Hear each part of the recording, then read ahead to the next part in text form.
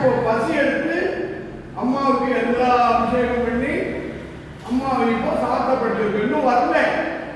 இது சிலதாங்க.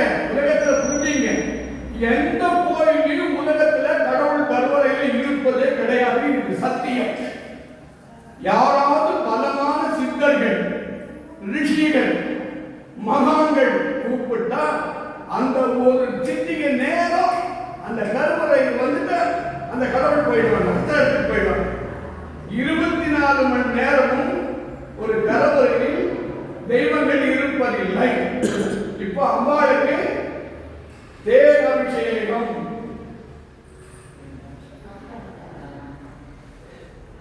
அந்த கையில பாம்பு,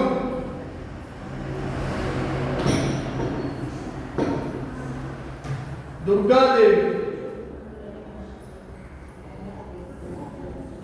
துர்காதேவி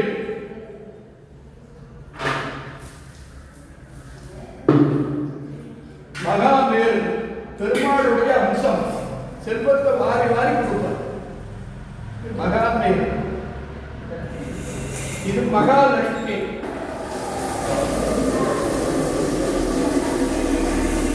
இப்போ அம்மாவுக்கு இந்த திருப்தியா விடுது. அம்மா சுந்தரம் இது அப்படியே பாருங்க. தேர் அபிஷேகம் ஆச்சு. அப்படியே பால் அபிஷேகம் பண்ற பாருங்க. அப்படியே பாருங்க, பால் அபிஷேகம் பாருங்க.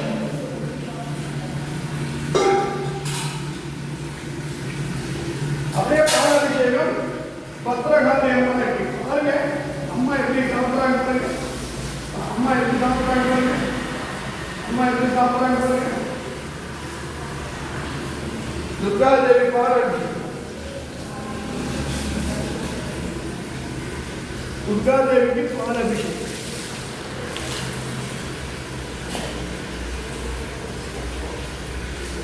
மகாமேருக்கு பால் அபிஷேகம். மகாலட்சுமிக்கு பால் அபிஷேகம். இப்போ நிறைவா பத்திரகாளிக்கு நல்லா சாப்பிடுமா, நல்லா எல்லாம் நீங்க ஆனந்தமா இருங்க. இந்த பால் பாக்கியம், தேர் பாக்கியம் உங்கள் குடும்பத்தில் பரமானந்த